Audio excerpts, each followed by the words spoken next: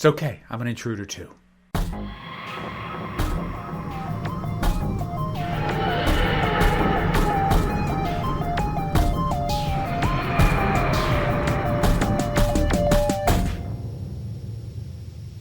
The return of Dr. Mysterio. This was the second holiday special that we got between Series 9 and 10. And it seems to be a very polarizing one. I'll be upfront. I enjoy this story. I have fun with it. A lot of people don't. And I suspect that some of the ambivalence about it at the time it came out had to do with, well, how long it had been since there was going to be more Doctor Who and how long we were going to have to wait until more after this. You know, we didn't get a proper series the year this came out. We just had this special. And I think that just put a lot of undue pressure on the story that wasn't built to hold up to that kind of pressure. So I'm not going to say that if you didn't like it, you just had fair expectations, but I do expect that at least at the time that it aired, there was a little bit of that in the air. I've always kind of liked this, and I think in a lot of ways that speaks to the differences in what sort of things you're prepared to make allowances for certain tones matching certain type of stories. Because I've said repeatedly across this rewatch that I tend to not care all that much for the tone of a lot of the Christmas specials. The lighter, sillier, goofier, more almost deliberately child-aimed sort of humor and themes and elements. And I've had it pointed out by plenty of my subscribers and commenters that it's taking sort of the vibe of that you get from the Christmas panto, which is a UK tradition that doesn't exist in the US. So for me, something being a Christmas thing, it doesn't carry with it a license to be silly if the thing is not normally that silly. The reason I'm pointing this out is, for me, I will make allowances for silly superheroics. Because while I may not have grown up with Christmas pantos, I did grow up with superheroes. And yes, granted, I was actually buying comics in the 90s and reading the dark and gritty stuff. I've got a long box in the closet that's got a ton of like Spawn and Pitt and ridiculous stuff. But like, I also grew up on the 1966 Batman, the movie based off that TV show, and like the Fleischer Superman cartoons. Like, I have an appreciation and a nostalgia for corny, silly superhero stories that gives me a higher tolerance level for that, and I find them endearing in a way that it's silly because it's Christmas doesn't do anything for me. So because this one has a superhero theme, I'm actually way more forgiving about it, despite the fact that overall tonally, it is not that different from episodes that I have complained about the tone on. So this is me admitting to that dissonance and trying to point as to why I'm okay with it here and not elsewhere. And that also, this is not a measure for anybody other than me to use. These are my hangups and my preferences. So there you go. But I really do have fun with this one. The actual Christmas element is a light touch, which at this point I kind of prefer. I feel like the show did episodes earlier that really leaned in on the Christmas element. I think Christmas Carol probably being the one that did it the hardest.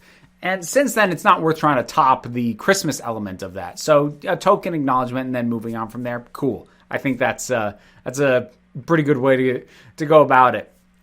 So it really only factors into the early bit of the story, and I'm loving Capaldi in this because this is him finding his happy medium that I then get to enjoy for pretty much his entire run on Series 10. Because I've noted before, there's a trajectory to Capaldi's character, and it's not a straight line. It is a trajectory because he starts out very grumpy and very reticent to sort of get in close with people, and over time in Series 9, I'd actually say he goes through something like a midlife crisis, and he kind of overdoes it, finding the fun. And to the point that, there are some not great consequences to that. And then in Series 10, he kind of finds the middle ground where he has the sense of fun, but he is not pushing it so hard with the sunglasses and the guitar and all these things, which is not to say that I dislike the sunglasses and the guitar. I actually did enjoy those, but I do appreciate sort of dialing. It was a little much for a lot of people, sort of dialing back a little bit and like finding the right wavelength for the Doctor. And I really feel like this is the first time I'm seeing my favorite stretch with my favorite Doctor in terms of his characterization and the way he behaves. So that's a big thing for me.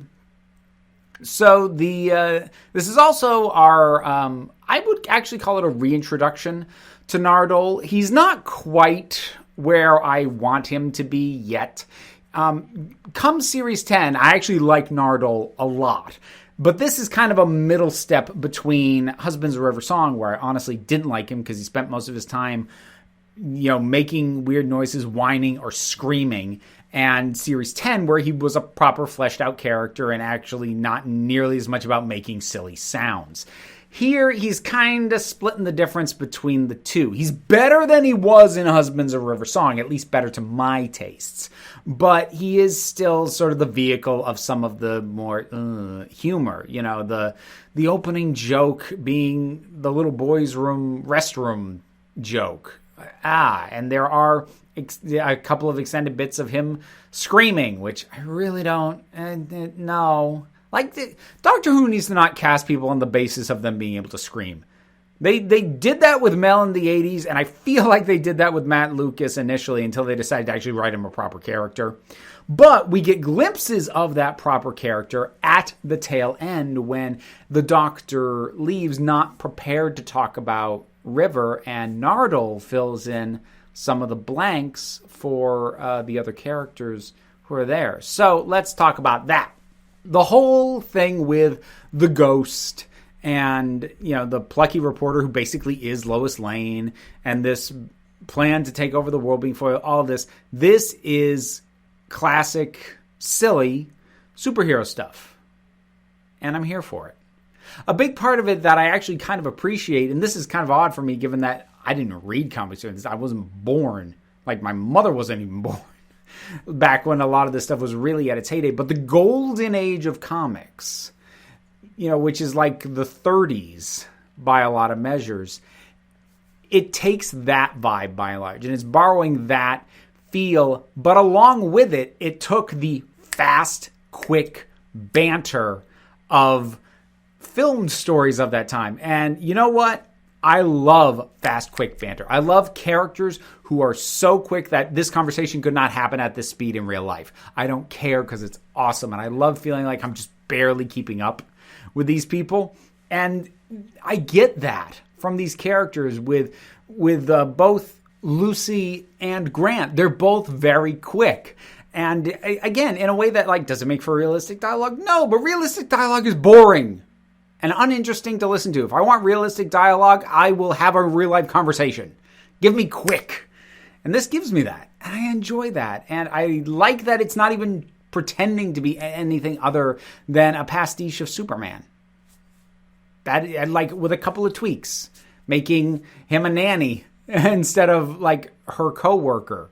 And, actually giving him a proper mask so it makes more sense that she doesn't recognize him. But, minor tweaks aside, it's Superman.